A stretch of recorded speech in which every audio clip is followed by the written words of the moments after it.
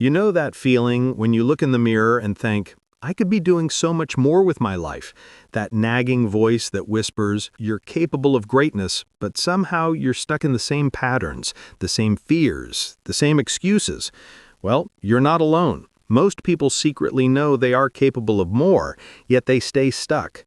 And that's exactly why Jen Sincero wrote You Are a Badass, to shake us out of our self-imposed limitations and remind us of a simple truth.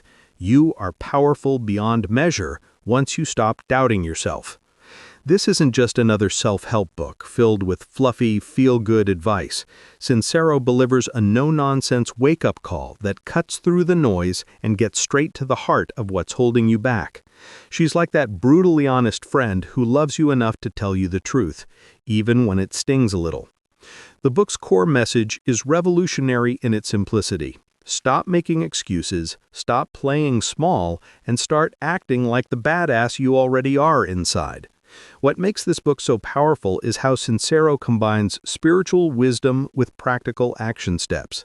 She doesn't just tell you to think positive thoughts and hope for the best.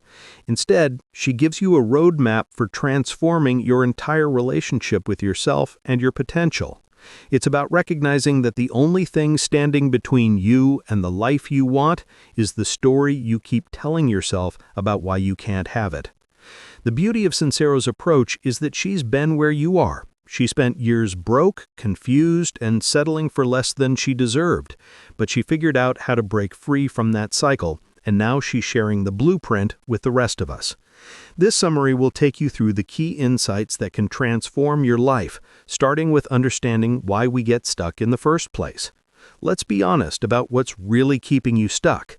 Sincero identifies 4 major culprits that sabotage our success: fear, self-doubt, limiting beliefs, and our addiction to comfort zones.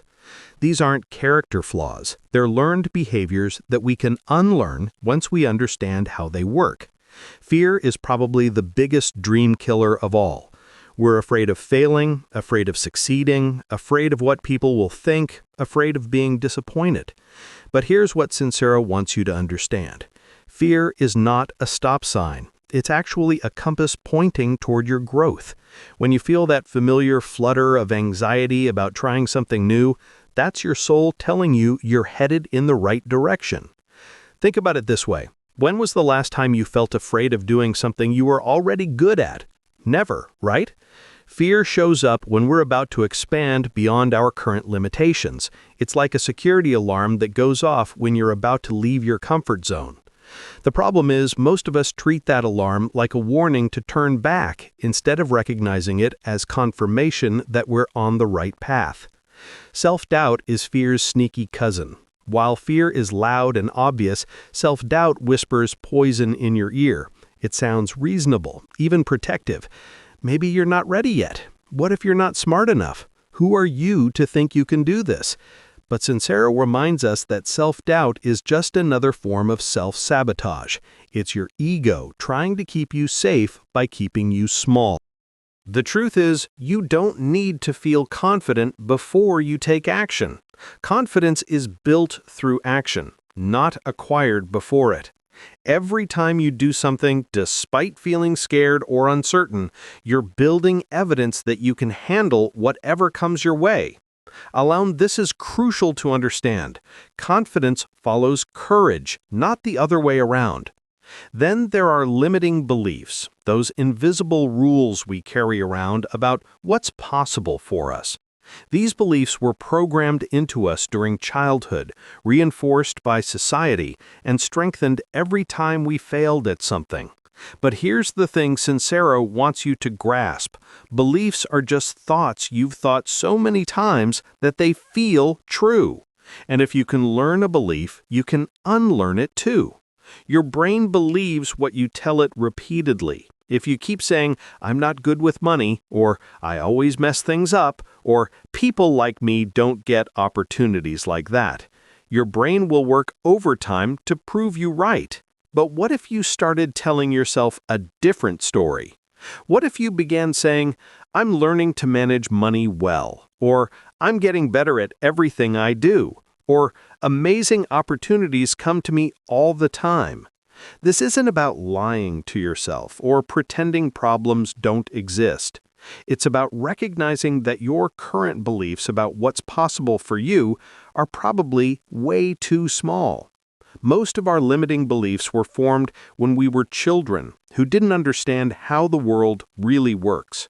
Why are you still letting a 5-year-old's understanding of life run your adult decisions?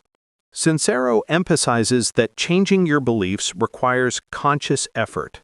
You have to catch yourself when you're thinking limiting thoughts and deliberately choose better ones.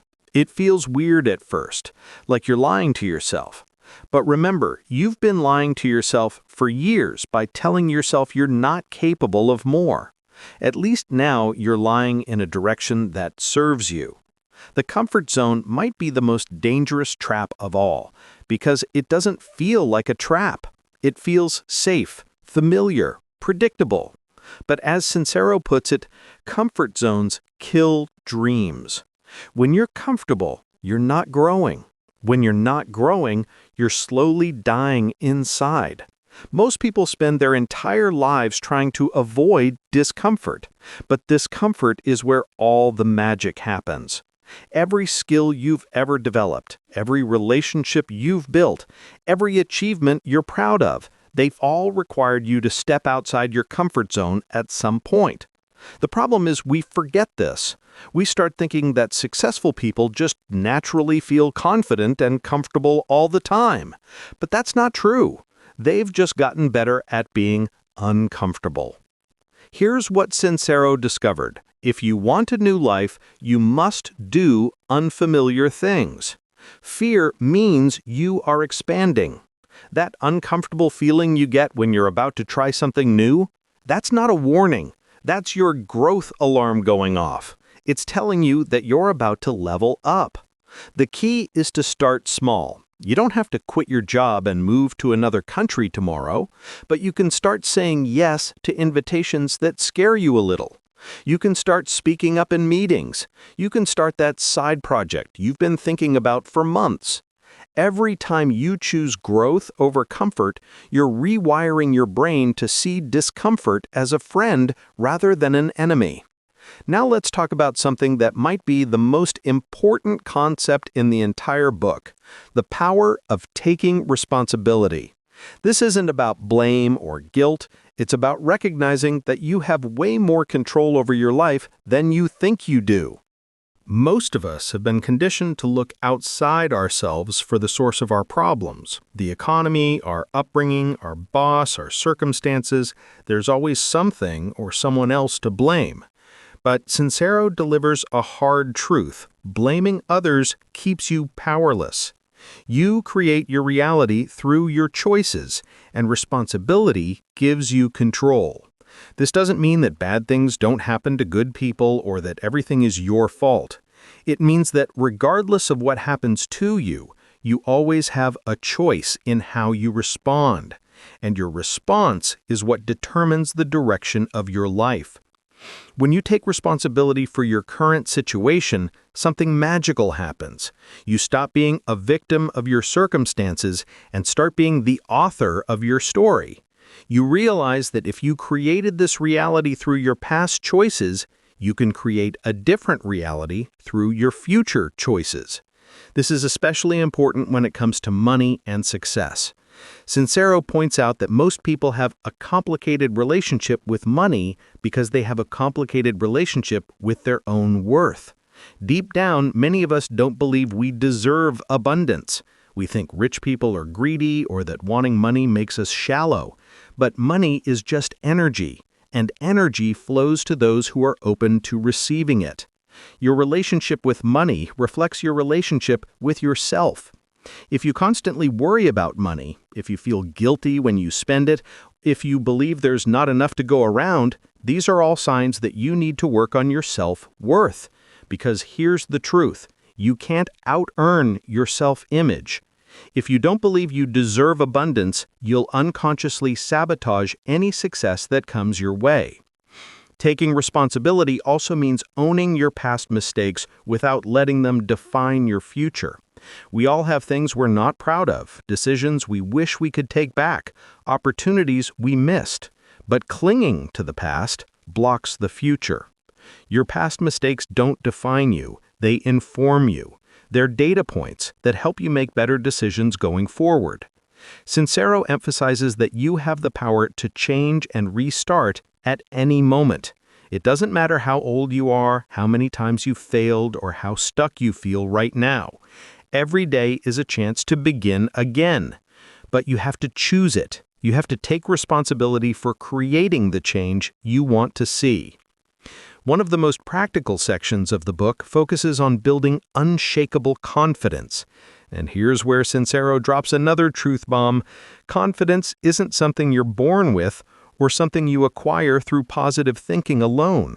Confidence is built through consistent action, especially action that scares you a little. Think about anything you're confident about now: driving a car, cooking a meal, doing your job. You weren't born confident in these areas. You became confident by doing them over and over again, even when you weren't good at them yet. The same principle applies to every area of your life. The mistake most people make is waiting to feel confident before they take action, but that's backwards. You build confidence by taking action despite not feeling confident. Every time you do something that scares you and survive, you're building evidence that you can handle uncertainty. You're proving to yourself that you're more capable than you thought you were. Sincero suggests starting with small acts of courage. Speak up in a meeting, try a new restaurant alone, take a class in something you've always wanted to learn. Each small act of bravery builds your confidence muscle, and like any muscle, the more you use it, the stronger it gets. She also emphasizes the importance of celebrating your wins, no matter how small they seem. Most of us are quick to criticize ourselves when things go wrong, but terrible at acknowledging ourselves when things go right. Start keeping track of your daily victories. Did you have a difficult conversation you'd been avoiding? That's a win. Did you choose the healthy option when you wanted junk food? That's a win.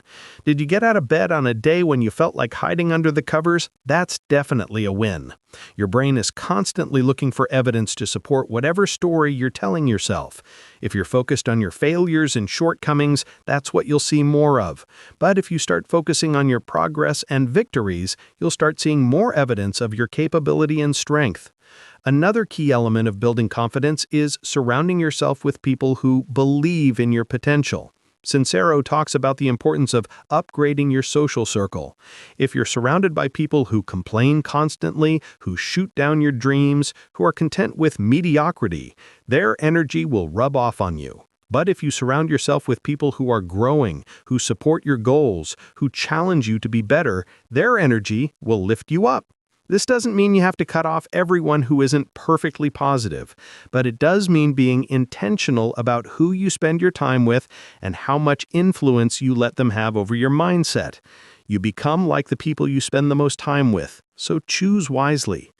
As we wrap up this journey through Sincero's wisdom, let's talk about the daily practices that can transform your life.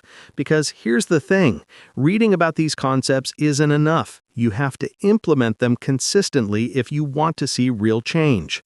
First, master your self-talk. Pay attention to the voice in your head and start treating it like you would a good friend. Would you talk to someone you care about the way you talk to yourself? Probably not. Start catching yourself when you're being self-critical and consciously choose kinder, more encouraging words. Second, practice visualization. Spend time each day imagining your life as you want it to be. See yourself succeeding. Feel the emotions of achievement. Visualize the details of your ideal day. Your brain can't tell the difference between a vividly imagined experience and a real one, so you're literally programming yourself for success. Third, cultivate gratitude, not the fake, forced kind, but genuine appreciation for what's already working in your life. Gratitude shifts your focus from what's missing to what's present, and that shift in perspective changes everything. When you're grateful for what you have, you naturally attract more things to be grateful for.